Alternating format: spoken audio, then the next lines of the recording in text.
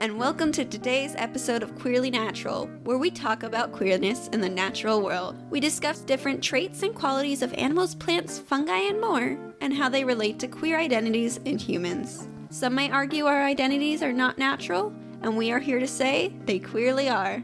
We are your hosts. I'm Ilana. I'm Hannah. And I'm Elizabeth. Before we begin, I want to say thank you so much for all the support for our first and second episodes. A special thank you goes out to our Legacy Tree patron, Claire. If you want to support our show in other ways, please subscribe to the show and tell your friends. Doing so helps so much to spread our audience.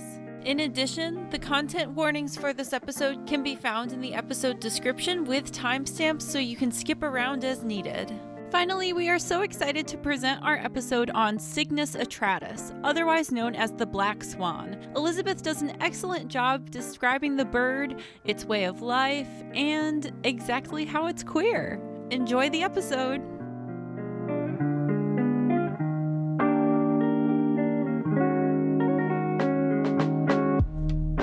Welcome to this week's episode of Queerly Natural. We're going to talk about black swans. Ooh. There's a movie that I've never watched, and it's gay. It's called Black Swan, and I never watched it, but I did specifically read the summary of it yesterday on Wikipedia, so I could make gay jokes as we go. So I hope y'all are prepared. I remember watching that as a closeted teen, because, I watched anything with any, hint of canon queer representation at the time, and it was, not a very big selection, so... Absolutely. But I remember not being very satisfied by that. Gotcha. What'd you think? I think I remember it was I don't know that it was presented as a good thing that the main character was queer. From what I remember. Gotcha.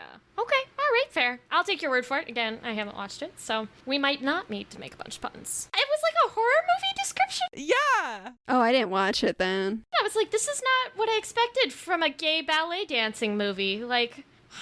Not where I thought this was going. Okay, it is ballet. Yes. Yeah, it was scary. Yeah. Okay, so black swans. So this week we're going to talk about black swans. Their scientific name is Cygnus atratus, and they were first described scientifically by an Englishman named John Latham in 1790. I would just like to acknowledge how well you stated their scientific name. You said it with confidence, and I approve. I'm so not sure if the pronunciation's right, but I decided fake it till you make it, everybody. Yeah. You said it with confidence. That's all you need. That's what I was taught. Yeah, thanks. I love it. Latin is dead, yeah. Latin's dead. Who can tell me I pronounced it wrong, right? Right. It's fine. Exactly. I guess my brother, but technically biological Latin and real Latin don't actually merge well.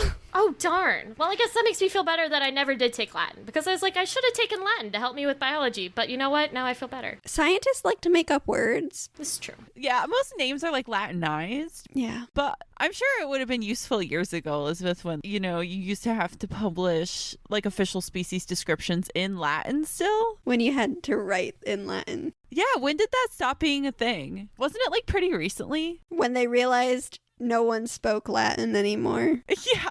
Right before 1790 is my best guess, because I was able to track down the book of his descriptions. Ooh. And the official description I have for you, it's very pompous. It was so old that the letter S's were F's in the writing. It was that old. What? Is that a thing? Yeah, did you know that? No. Swan? Yeah, really old documents, S's were F's. So you'll see bafed instead of based, or you'll see swan instead of swan, and that's just a normal thing in really old text. I want to call them swans now. If you do that, I will understand your in-joke. Did they say swan? Yeah, everything has an F instead of an F. So when I was typing it up, I kept having to go back and fix myself oh no, that's an S. That's an S. Okay, got it. So we're talking about black swans today, guys? Yes, black swans. First described scientifically. Perfect. I'm not going to be able to keep this up the whole episode. There's too many S's. Please don't. Yeah. It was a good bit. Okay, so 1790, those late days, actually before Darwin, so that was exciting for him. 17. Right. I was intrigued. He never actually saw any of the birds he described himself. He basically made friends with all of the other pompous British explorers and mailed them letters, which was basically emailing. I was going to say he emailed them, but, it's 1790.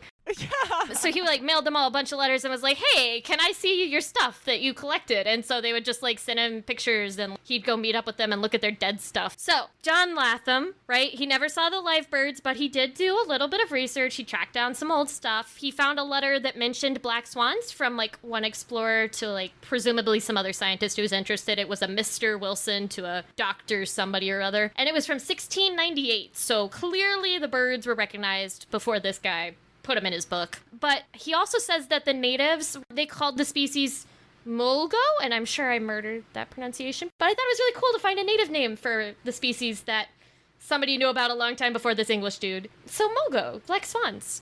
Yeah. That's awesome. Yeah. A little bit of science drama, you know, the back in the day drama. I don't know if you guys know this, but Darwin got scooped by another author. And the same thing happened to this guy, John Latham. When he published his book, The General Synopsis of Birds, he didn't give the species scientific names. He just, like, did pictures and descriptions. And then a bunch of people, including him, realized, wait, I don't get to name the species if I don't stick a Latin name on it. So this guy named Johann Friedrich Gmelin, and I'm going to say that with confidence because I watched a 40-second YouTube video on how to pronounce that last name. So if it's wrong, I'm not shocked at all. But this guy, Johann, published a list of scientific names. Literally, he just published the list of names for the birds that were described. He was like, here we go. Here's my contribution to science. All of the birds written up by this other man. I'm going to give them Latin names. So he gets his initial on the end of the name now. He does. He did a good job. And I don't know, I couldn't find any record of how many species were actually in this book, A General Synopsis of Birds, but it was a lot because Gmelin got credit for most of the birds in the book, but Latham still gets credit for naming about 80 species, including the black swan. So I don't know how many birds it was, but it must have been a pretty big book. I just want to name one species. I don't need 80. Right? That's so greedy. These 1800 scientists, man, they just take in the whole world. They don't leave anything for us. It's rude. Gonna have to go climb a tree somewhere.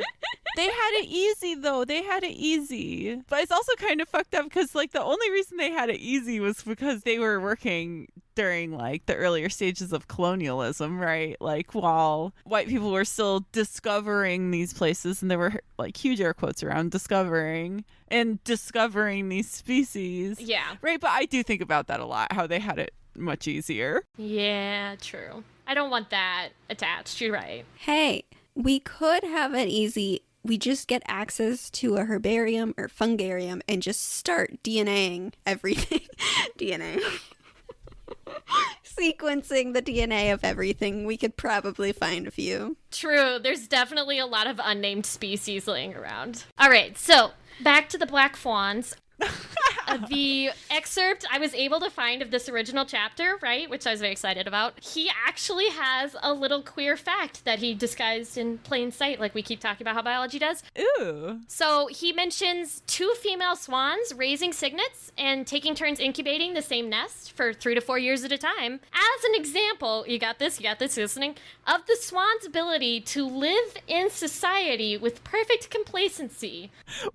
What? Like, look, they're such good neighbors. They're raising up their own group of babies together. How isn't that cute? I like how the term complacency comes in. That is just, like, the most, like, it's almost like he's, like, purposefully being obtuse. Like, Yeah, but it is 1790. Like, I'm not surprised. yeah. I was just really excited to find it when I was reading this chapter. I was like, struggling through all these FS's was worth it. Look at this queerness. I found a thing. So I was very excited. I'm glad. I'm glad that was in that for you. Queerness. Disclaimer on the swan fact, he didn't say which species, right? He's just out here talking about swans in general, so I don't know if he meant black swans, but still, lesbian swans, pretty cool. Hell yeah.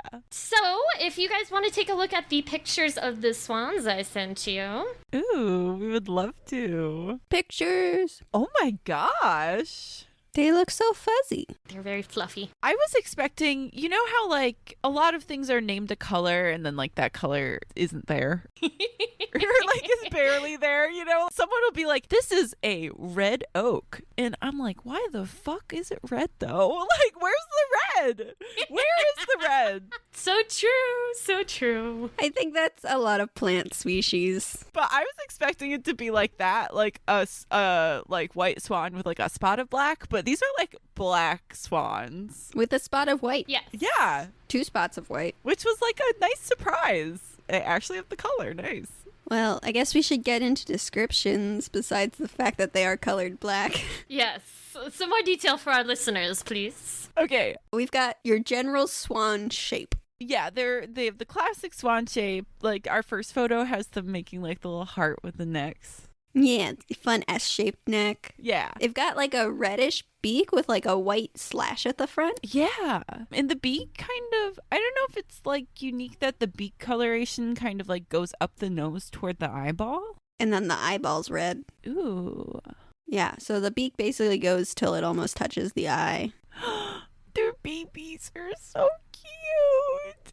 Oh. Their feet are black though, not red. Oh, interesting. They also have a spot of white, like when they're sitting in the water. They're mostly kind of smooth, but the back of their wings are really fringy and like curly. And under their wing is like this big patch of white. Yes, I used to know the name for that area, but I forgot. It's been 3 years since I took ornithology. Yeah, I've never taken ornithology. But like under the wing area in the back is white. I'm glad that there's a name for that area though. Like ornithologists are thorough. Yeah, I mean, it's kind of important. A lot of birds have like a different color there. Yeah. They are really frilly in the back and I really like it. Right? It's like they got some style. Little pizzazz. Yeah, they kind of look to me like they're wearing little feather tutus. Their little babies are gray and like fuzzy, and they have black bills. Yeah, I was just looking at that. I guess the color changes as they age. Yeah, which is interesting. I didn't know that happened. Yeah, I wouldn't think of a bill changing color. I'd think of the puff changing color. Yeah, like the feathers that they lose and like regrow. Yeah. The downy feathers. Yeah. Like you don't lose and regrow the bill, right? I think that covers most of the description, don't you? Yeah, I can't really say much more. Yeah, I mean, it's the classic swan shape. Just look like a swan. Yeah, swan. Yeah, swan being swan. How'd we do? All right, you did pretty good, actually. You hit pretty much everything. So I have 2 descriptions for you, and you guys can choose which one you want, or both, depending. I have the one written by John Latham, which took me a while to sort out the S's versus the F's because there were a lot of both. And then I have like a real English one that I compiled from different sources that you can understand. So, you want to hear both? What makes you happy? I don't want to throw out all your efforts with the S's and F's. Yeah. I am going to read the really ridiculous one first, if that works for you guys, and we can just like stare at it in silence for a moment, and then I'll read the one that makes sense. Sounds good. From 1801, a large bird, not inferior in size to our European species, and extends from the tip of one wing to that of the other 4 feet 8 inches. The bill is large and red, toward the end paler. On the base of the upper mandible, at the nostrils, a bifid protuberance. The under mandible white beneath, and red on the sides. Iris is red. The general color of the plumage is deep black, but the greater part of the second quills, amid all the prime ones, are white. Also 2 or more white feathers on the coverts. Bellies and thighs ash color. Legs flesh-colored brown. In what other particulars the female differs from the male, we are not told, further than that the protuberance at the top of the bill is wanting. What does that mean? Wanting? The protuberance is wanting? Yeah. Okay, I had to look up so much of that definition. I had never heard of the word bifid before this. I tried it with an S first, and that got a red error, but the bifid didn't. It was a struggle. So it was actually an F that time, yeah. It was. I struggled, I'm telling you. So, okay, in real English, here's how it works. The adult birds have deep black feathers, almost exclusively, with some white wing feathers at the tips of their wings, at the coverts. Like you said, I think that's the word you were looking for, Ilana. Ooh. Yes, coverts. Covert. Yeah. Their eyes range from reddish in color, which are the males, right? The males have the reddest eyes. The females can have whitish, pinkish brown eyes. So I think it's just a more faded red, usually. Ah, interesting. Both sexes have the bright red bill with the white line. The juveniles do have black eyes and black bills when they're young, and as they age, they gain those colorations. Like you guys said, their look is classic swan, long arched neck, raised eyebrows. They have dark gray legs and webbed feet. The part that I thought was interesting that you guys were never going to be able to get was their weight and wingspan. So they weigh 3.7 to 8.7 kilograms, which is quite a range, right? Or 8.1 to 19.2 pounds for our US listeners, like myself. And they have a wingspan of 1.6 to 2 meters, or 5.25 to 6.5 feet. I am 5.25 feet tall. Whoa. Right? That's my height. Yeah. Why are swans wider than me?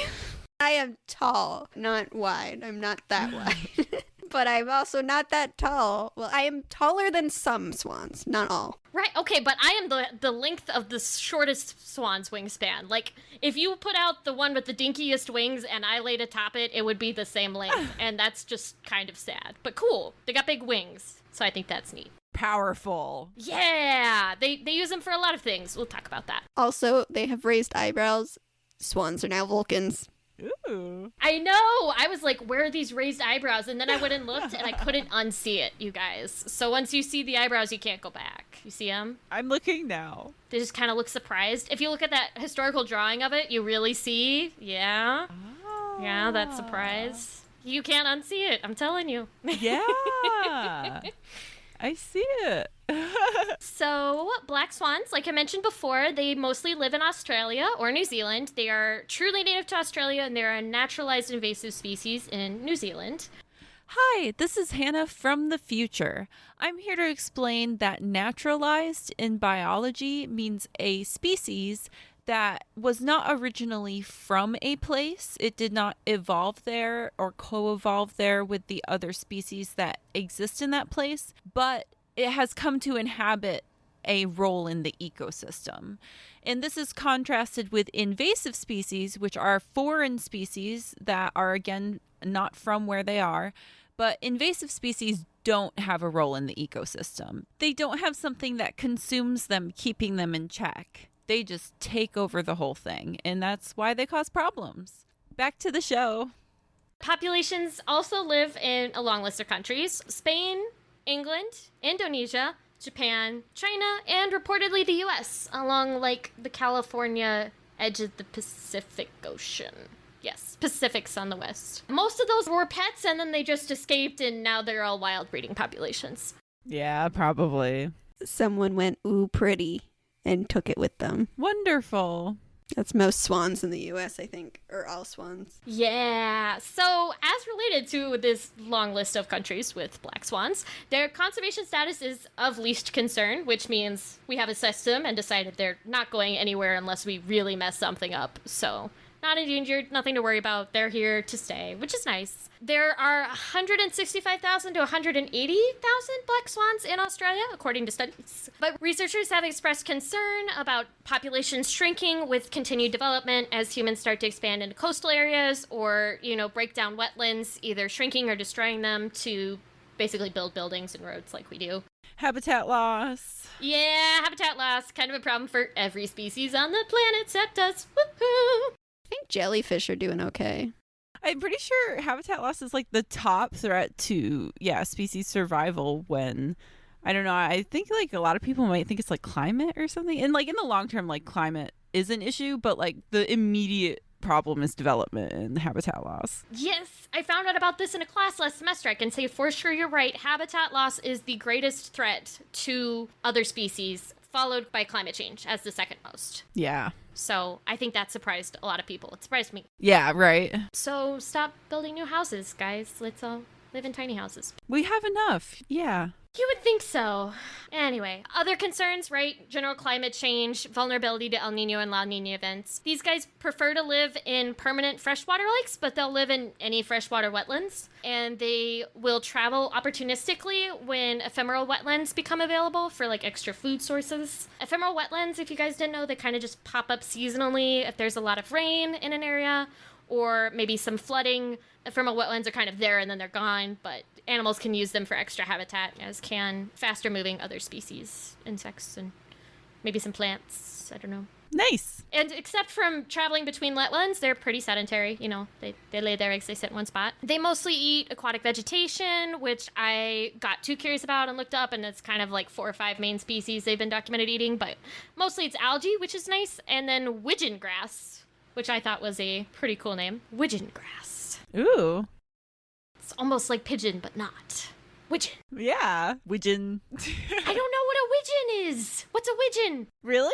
Me either. Yeah, I'm Googling this. Is it spelled like pigeon with a W? I want to see a widgeon. Okay, that makes me very happy. I'm excited. Widgeons are their own cool, cute animal. It's fine. They're adorable. Oh, yeah.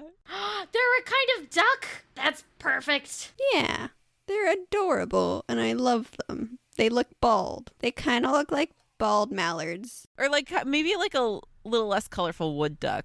Cute as hell, though. Yeah, somewhere between a mallard and a wood duck. That's super cute. I like them. I love it. Yeah, they look like mallards with like a white stripe on their head. Look at these babies. Oh, I bet it's called widgeon grass because they eat it. Ah, okay, I got it. I'm seeing the dots connect. I like it. All right. They're really cute and they're small, so they're adorable. Yeah, we all are. It's fine. So, yes, so black swans are primarily diurnal, right? They mostly are active during the day, but they do feed at dusk and they travel at night when they're going between wetlands. And this surprised me. How long do you think black swans live? 70 years. A long ass time. Ooh, not quite. That was too exciting. 17. Longer than that. Okay, we've got an established range.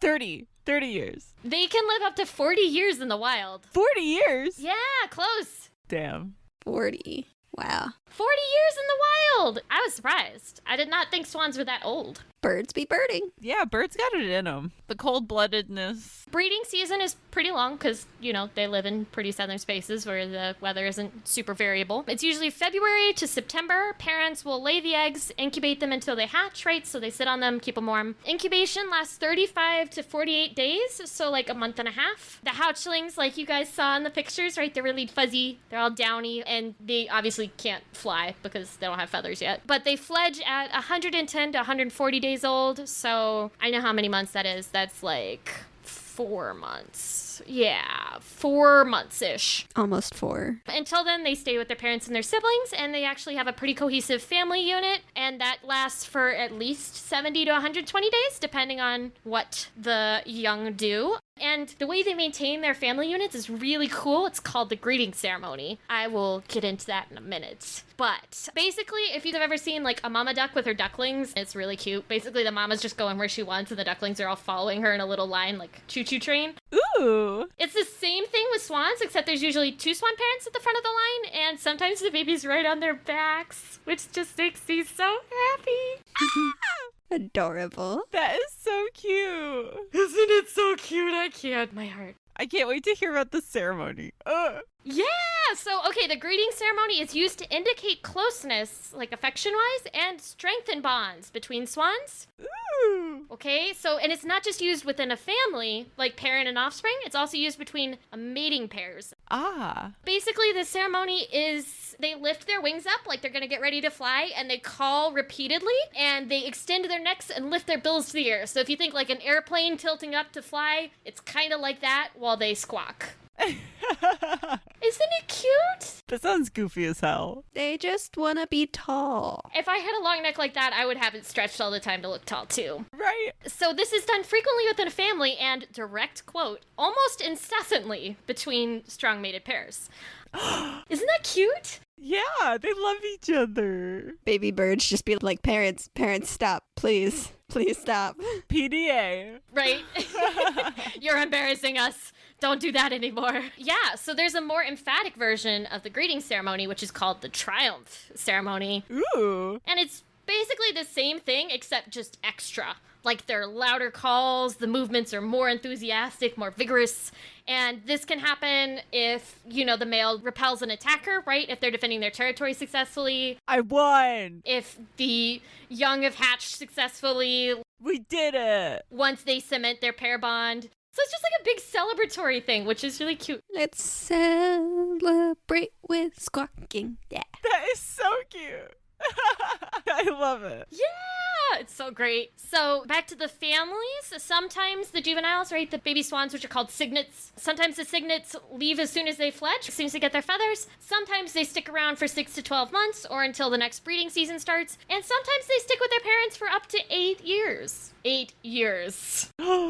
Dude, nah. I'm curious about the rates. Like, how many of them stay for that long? I don't think it's common that they stay that long, but like most of the ecology that I could find about these swans was from captive observations, but also some like supplemental wild observations. And in this group of like 38 study swans, there was like 2 that stayed with their families after they hatched for like a while. Oh my gosh. One of them was a female and she followed her parents around for 8 years. And the other was a male who stuck around for like 3 or 4 years, I think. But sometimes the males have an ulterior motive, according to my readings. Oh no. He kind of waits until his dad isn't around anymore, and oh no. And then he mates with his mom. Oedipus? Yeah, it's a whole Oedipus thing. So that's a little concerning. That's nasty. Like I said, it's not very common. That'll only cause problems after like 8 generations or something, so they're probably fine. Probably fine. Everything's fine. Yeah, but I feel like those male swans could use like some therapy or something. Yeah, somebody just needs to really sit them down and be like, have you noticed there's other women in the world besides your mother? Yeah. You should think about this. It's okay that you love her, but like, not like that. Not that way. Poor Ilana. She looks so unhappy. I don't think swans have a concept of this. I don't know. I'd be concerned if they really had a concept of morals. That's probably okay. If they did, I would be more concerned. If they thought it was morally wrong and they did it anyway, that'd be concerning. It would be really interesting. Some of the things they do would be really fucked up. Okay, so ignoring the incest, we're gonna move on. So most juvenile swans, right, they have their full adult plumage, sexual maturity by about 18 months old, at which time they usually start to seek out a partner and form pair bonds. But the ones who don't couple up right away, who aren't the high school sweethearts, they form little flocks of like single friends and they stick together for a bit. So the process of pair bonding is basically the first bird, which is usually the male, in a heterosexual interaction. It's the first bird is the male. He like pretends to chase an intruder, right? And so he's like going, and the female follows him. And then after he's like repelled his imaginary attacker, he turns around and he sees the female following him and they do the greeting ceremony. And they just kind of do this over and over until they've done it enough that they feel their bond is strong. And then they do a triumph ceremony. And they're a couple, and it's cute. It's their wedding. I know! The triumph ceremony is like their little wedding, and it's really cute. So then after they're bonded pairs, they claim their own territory for, like, laying their eggs, raising their young, and they are very fierce about defending their territories once they have a partner. Swans without that stable pair bond, right? Some of those juvenile flocks are sometimes older birds. There's some flexibility in the bonds. We'll talk about that. But swans that don't currently have a strong partner will usually group up in a loose colony and lay their eggs in one big section, so like a colonial nesting area. And the idea there is that the combined threat of those swans protecting against invaders makes the group overall safer, even if each swan is only defending its own nest. So, like, safety in numbers, basically. The sad fact attached to this is that up to a third of black swan eggs have been lost due to nest abandonment by the parents. And territorial disputes, like I said, are pretty common, and they can result either in the eggs being destroyed or the deaths of hatchlings or even adult birds during the fighting, which is pretty sad. But, like, obviously they're used to it because their population's doing okay. So, like, I guess it'd just be like that if you're a swan sometimes. Yeah. They gotta just account for it, I guess. Because, like, it's not like some outside force, you know? Right. Well, we'll get into that. Yeah, for sure. All right. You guys ready for the good part? Queer swans. Yes. Yeah. Why it's queer? Yes. You want to know why they're queer? Please, I can't wait. Yes. Okay. So the big thing about black swans that's queer is that male black swans are known pretty commonly to form those pair bonds between two guys. And they're stable, they're long-lasting, they can stay together for years. Aww. The duration of that is really similar to male-female pairings. Sometimes they stay together for life. Sometimes they get, like, divorced and they go their own ways and they find a new partner. That's adorable. It's pretty cute. And they stick together long term. This is a solid thing, okay? So the greeting ceremony we talked about is commonly performed between all pairs, right? We talked about how that's like a big bonding thing. But two males in a relationship also perform a courtship behavior that's called head dipping. And it's kind of like foreplay, I guess, for them. Because after it, they usually do the dirty. Wait, would the heterosexual couples do the dirty after the greeting ceremony? I don't know. It wasn't really explicitly talked about. I think they do this courtship behavior, but it's less frequent and it doesn't last as long. So you can take that how you will. Ah. I just need to know, are the males bowing to each other? It kind of is. It's called head dipping. And so basically what happens is they're in a like pool of water and they immerse first their head, then their neck, then the rest of their body, and then come back up and do it over again. So in my head, they're like doing the water worm. Like that's what's happening. They're doing the worm in water for up to 20 or 25 minutes. And then they get it on. Get you in the mood. The sexy worm. The sexy water worm. Exactly. It's their thing, you know? Who am I to judge? The guys like it. They're very attracted. I'm glad we don't have to do a sexy water worm. That would not be good for me as a human. For 25 minutes? I don't have the stamina. Who does? All right, so one of the reasons I was really excited to talk about these guys is because they're really good parents. Oh. Yeah, some of the reasoning behind that is that during the mating season, two male partners defend territories that are a lot bigger and usually better located, like spot with more food, spot with cleaner water. Wherever the good spot is, they've got it. They call dibs, they'll fight anybody who wants it, and they usually win because there's two guys. Nice. Gay dominance. I love it.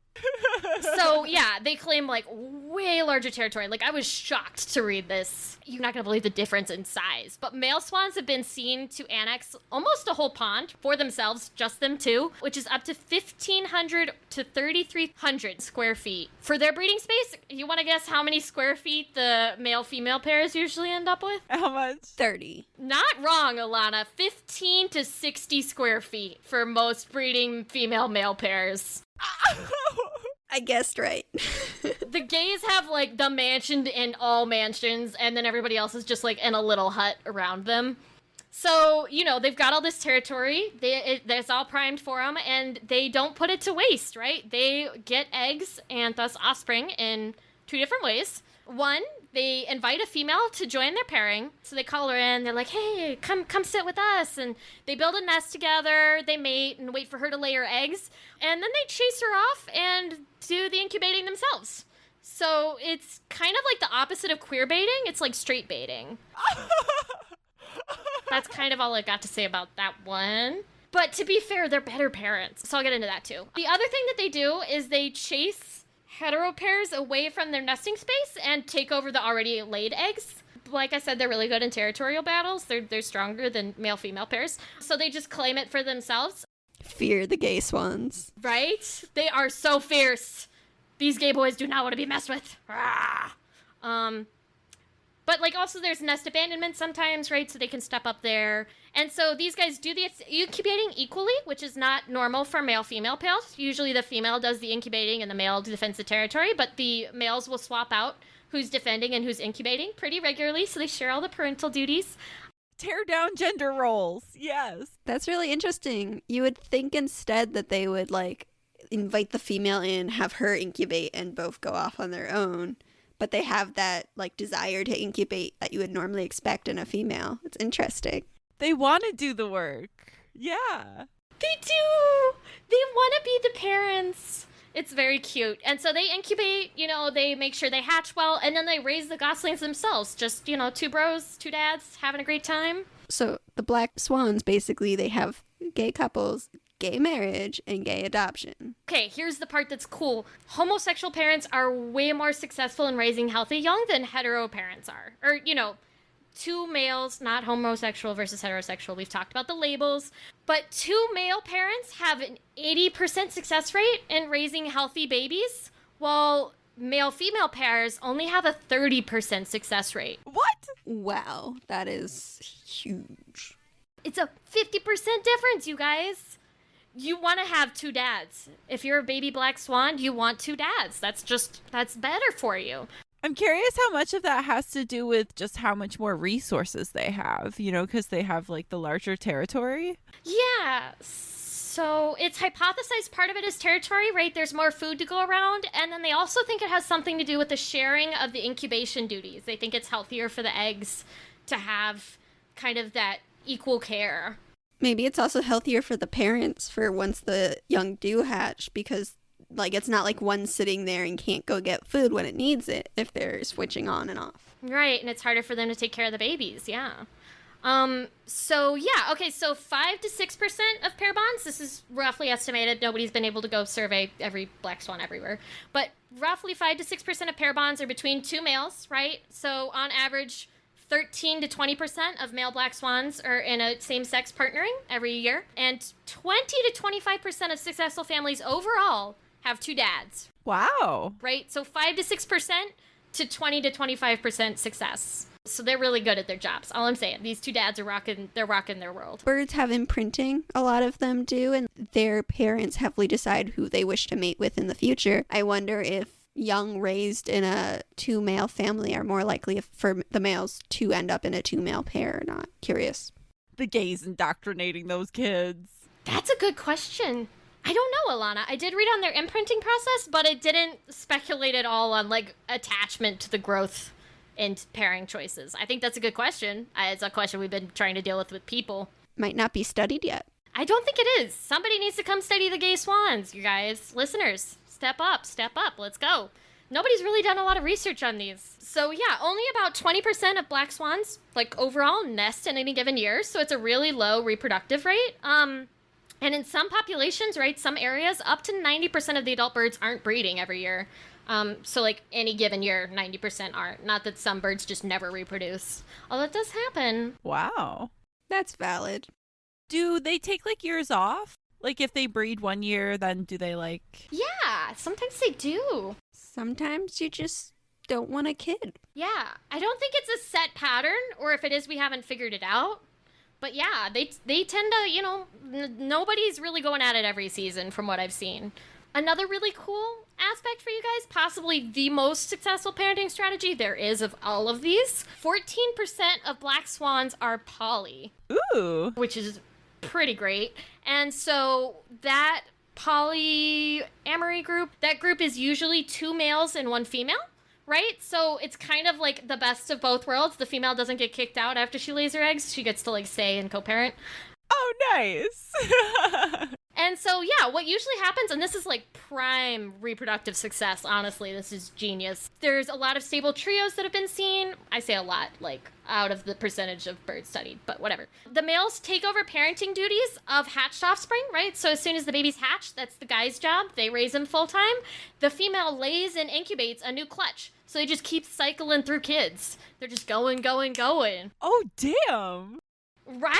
I was like, damn, y'all busy. But like in a good way, I guess. You do you. You do you. It takes a village or a flock to raise a bunch of kids. Or a triad. Yes, it does. It's working well for him, yeah. And the thing that I thought was interesting, right, because I was like, what's the dynamics of this male-female situation? Usually one male will primarily mate with the female and stay close to her. So I don't know if he helps incubate, but he's like sticking around her, staying close to home base. And then the other male takes on protecting duties full time. So like he defends the territory, he ranges outward. He stays away and does his thing, and then he gets to come home at night and be with his partners. Aww. But yeah, I thought that was really cool. That is really cool. I was so worried it was going to be like the bad cheating type of polyamory, even though I know you wouldn't do that.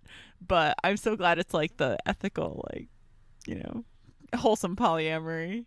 Yeah. Yeah, it's the cute kind, you guys. It's really sweet. I thought that was really cool.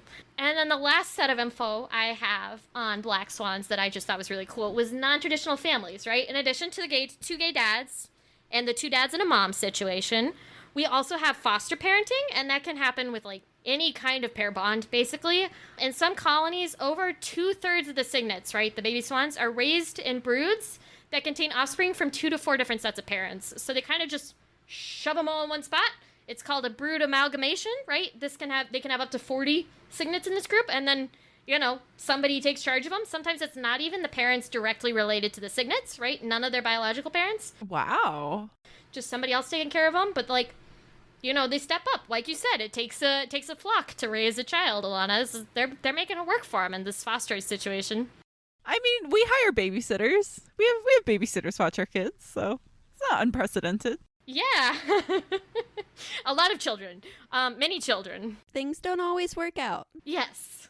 It's kind of the same. So yeah, it's like foster parenting. Sometimes adoptions occur when swans steal eggs from nearby nests. That's not only between like gay couples. Hetero couples are guilty of it as well. They'll just roll their neighbor's eggs into their nest if the neighbor's like either defeated or not looking.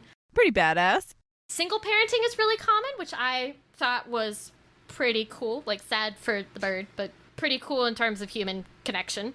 So, like I mentioned, those pair bonds, sometimes they disintegrate, sometimes, they break it off. And so that's called divorced in the literature. It is literally called a divorce. I think that's a really awesome version of how different families can really be. Right. Things don't always work out. And so the problem is the divorce usually takes place during incubation. I guess when you're sitting in one spot for a month and a half, like there's a lot of time for problems to arise. So they end up single parenting, and they do a pretty good job, sounds like. And then the thing that I thought was interesting, a different version of the divorce is, they call it a separation. I'm not even kidding. They called it a separation. One bird takes the already hatched young to raise, and then the other one stays to take care of the remaining eggs to raise them. So, like, they just go their own ways with their own set of kids. Oh. Do their own thing. Nice. So, all in all, I just thought the Black Swans were a very cool group of queer, non-traditional parents, and I liked that very much, yeah. What do you guys think? Any big thoughts? I love it. So cool. It made me really happy when I found them. I was squealing for a while. And I love just how complex it is. Like you said, it's almost as complex as like the different options that we have for child rearing. Parallels our society in some ways, and, not in some ways. Like, I hope people who are concerned, which aren't probably listening to our podcast, but people who are concerned about gay people stealing your children, that doesn't happen in humans. We don't do that. Yeah. We go through the legal process almost all of the time. Most of the time. So, yeah, I don't know. I thought it was wholesome, and I really enjoyed reading the book I found most of this material in. You may not have heard of it, listeners, but it's called Biological Exuberance by Bruce Bagamiel. It's one of the only established books on this topic, at least at its time of writing. Ilana's located some good ones written since then, which is awesome. But this one was written in 1999, and it's just a really cool book. It's called Biological Exuberance, Animal Homosexuality and Natural Diversity, and the author spends like the first 250 pages talking about the concepts, the way that science has ignored it, reframing the concept not just in Western science, but merging it with Indigenous views and trying to make sure that Indigenous peoples have a seat at the table to really talk about this, because a lot of Indigenous worldviews have this queerness centered in it. And as someone who didn't grow up with the concept of biology being rightfully queer, I thought that was really amazing. Yeah. We've talked chimps, fish, and now swans. We'll see where we go next. Bye.